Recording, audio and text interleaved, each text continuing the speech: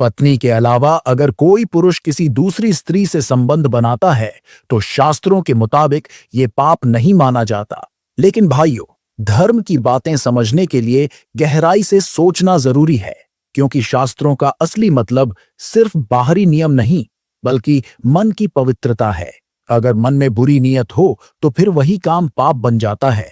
एक बार देवर्षि नारद जी नारायण नारायण का जाप करते हुए यमलोक पहुंच गए।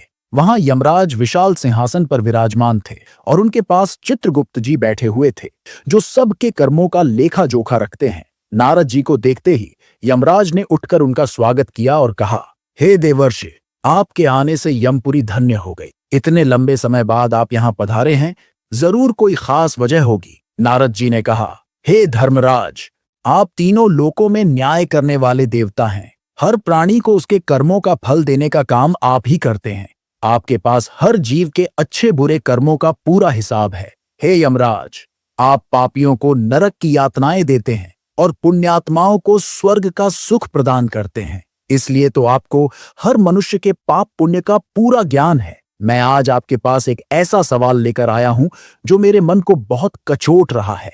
कृपया मेरी इस जिज्ञासा को शांत करें। यमराज ने गंभीर स्वर में उत्तर दिया, हे देवर्षि, आप सत्य कहते हैं। तीनों लोकों के प्राणियों के कर्मों का हिसाब किताब हमारे पास ही रहता है, क्योंकि प्रभु ने हमें यही दायित्व सौंपा है। हम ईश्वर के आदेशानुसार ही मनुष्यों के कर्मों का फल देते हैं। आप बेझिझक अपना प्रश्न पूछें, हम पूरी शक्ति से उसका समाधान करने का प्रयास करेंगे। तब नारद जी ने गहरी चिंता के साथ पूछा, हे धर्मराज, शास्त्रों का स्पष्ट निर्देश है कि पुरुष को एक ही स्त्री से विवाह करना चाहिए और उसी के साथ संबंध रखने चाहिए। पर मैंने देखा है कि कुछ लोग अनेक विवाह करते हैं, कई स्त्रियों से संबंध बनाते हैं। क्या ये पाप नहीं? क्या ऐसे लोगों को नरक की प्राप्ति होती है? शास्त्र इस विषय में क्या कहते हैं? क्या वास्तव में कोई पुरुष एक से अधिक स्त्रियों से विवाह कर सकता है? कृपया मेरी ये शंका दूर करें। यमराज ने गंभीर मुद्रा में उत्तर दिया, हे नारद, मानव जाति के हित के लिए आपने बहुत उचित प्रश्न पूछा है। इसका उत्तर देने से पहले मैं आपको एक पावन कथा सुनाता हूं। इस कथा में आपके सभी प्रश्नों के उत्तर छिपे हैं, अतः आप इसे ध्यानपूर्वक सुनें और सुन लें। जो कोई भी इस कथा को श्रद्धा से सुनता है, मैं उसके 32 पापों को तुरंत धो देता हूं। नारद जी ने विनम्रता से कहा, हे धर्मराज, कृपया वह पावन कथा सुनाइए। मैं पूरे मन से उसे सुनने के लिए तैयार हूं। तब यमराज ने नारद को ये अद्भुत कथा सुनाते हैं। प्राचीन समय में मध्य देश में एक विशाल और समृद्ध नगर था। वहां धर्मपाल नाम के एक महान राजा राज करते थे। वे बड़े ही गुणवान, तेजस्वी और न्यायप्रिय थे। उनकी प्रजा उनके शासन में सुखी और संतुष्ट थी, क्योंकि राजा हर किसी की जरूरतों का ध्यान रखते थे। राजा की पत्नी सुकन्या अत्यंत सुंदर, सद्गुणी और पतिव्रता थीं। दोनों ही दयालु स्वभाव के थे और नियमित रूप से यज्ञ, दान और धार्मिक अनुष्ठान करते थे। पर एक बात उनके मन में हमेशा कचोटती रहती थी, उनके कोई संतान नहीं थी। यही कारण था कि राजा, रानी और पूरी प्रजा दुखी रहते थे।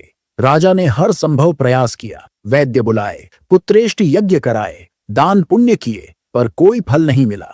एक दिन प्रजा ने राजा से निवेदन किया, महाराज, आप दूसरा विवाह कर लीजिए, शायद इससे आपको संतान की प्राप्ति हो। लेकिन राजा धर्मपाल ने इस प्रस्ताव को स्पष्ट मना कर दिया। वे अपनी पत्नी सुकन्या से अगाध प्रेम करते थे और उनका दिल दुखाना नहीं चाहते थे। साथ ही वे शास्त्रों के झांता थे और जानते थे कि एक पुरुष को अपनी पत्नी के प्रति ही एकनिष्ठ रहना चाहिए। जिस तरह एक मादा पशु के साथ 2 नर नहीं रह सकते, उसी तरह एक पुरुष के साथ 2 स्त्रियां कभी सुखी नहीं रह सकती। जो पुरुष एक पत्नी होते हुए भी दूसरी स्त्री से संबंध रखता है, वह भयंकर पाप करता है और नरक का भागी बनता है। यही कारण था कि महाराज धर्मपाल दूसरा विवाह नहीं करना चाहते थे।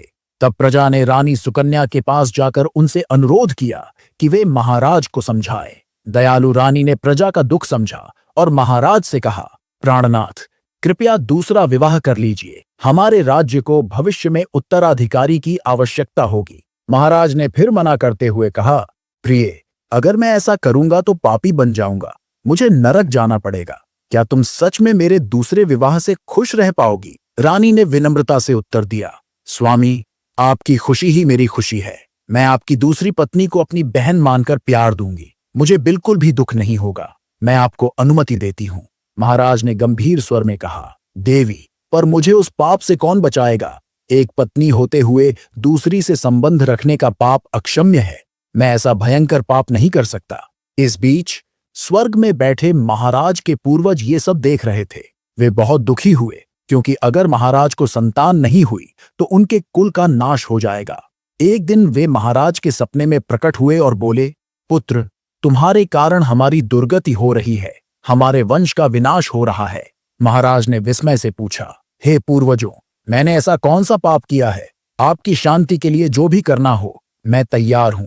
तब उन पूर्वजों ने दुखी स्वर में कहा, हे पुत्र, हमारी मुक्ति का केवल एक ही मार्ग है, तुम्हारी संतान। यदि तुम्हें पुत्र की प्राप्ति नहीं होगी तो न सिर्फ तुम बल्कि हम सभी को भी नरक भोगना पड़ेगा। हमारा पूरा वंश नष्ट हो जाएगा।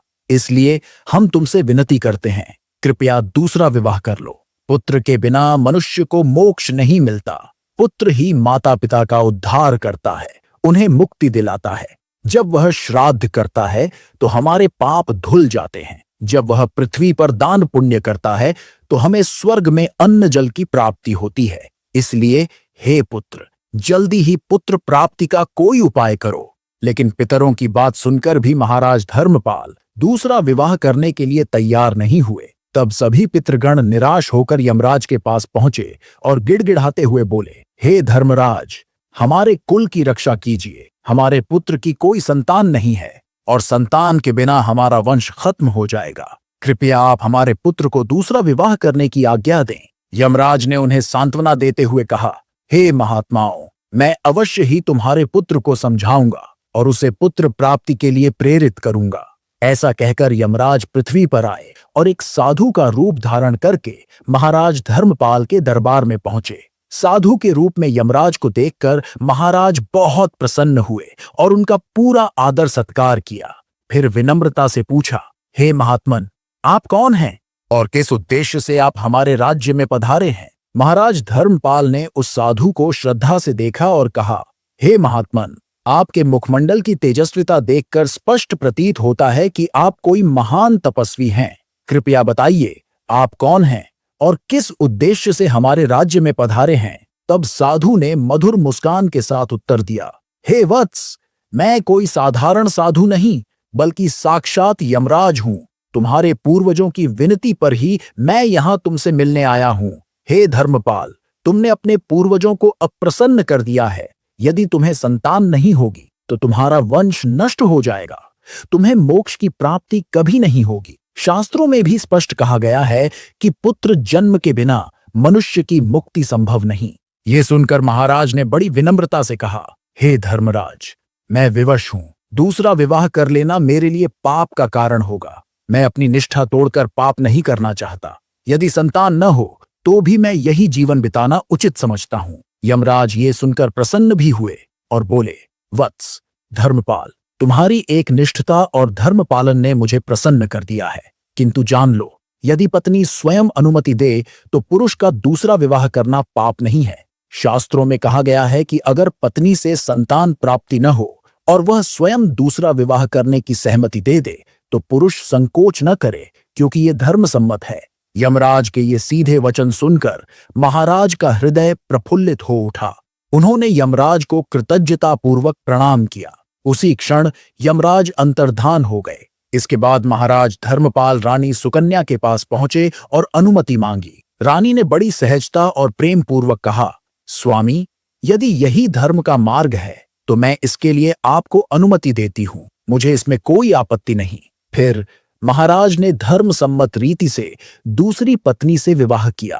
कुछ समय बाद उन्हें एक सुंदर पुत्र रत्न की प्राप्ति हुई। पुत्र के जन्म से न केवल महाराज और रानी का जीवन सुखमय हुआ, बल्कि स्वर्गलोक में सभी पूर्वज भी आनंद से झूम उठे और बार बार यमराज को धन्यवाद देने लगे। इस प्रकार धर्मराज यमराज ने नारद जी को विवाह और धर्म के बारे में अत्यंत गूढ़ ज्ञान प्रदान किया। अगर ये ज्ञान आपके हृदय को प्रभावित कर गया तो इस वीडियो को लाइक करके अपना आशीर्वाद दें और इस चैनल को सब्सक्राइब करके ऐसे ही पावन संदेशों को और अधिक लोगों तक पहुंचने में हमारा साथ दें। आप सभी के सहयोग के लिए मैं हृदय से आभारी हूं और कमेंट में जय श्री कृष्ण लिखकर इस पवित्र संवाद को और भी शुभ बनाएं। भगवान कृष्ण की कृपा आप सभी पर बनी रहे।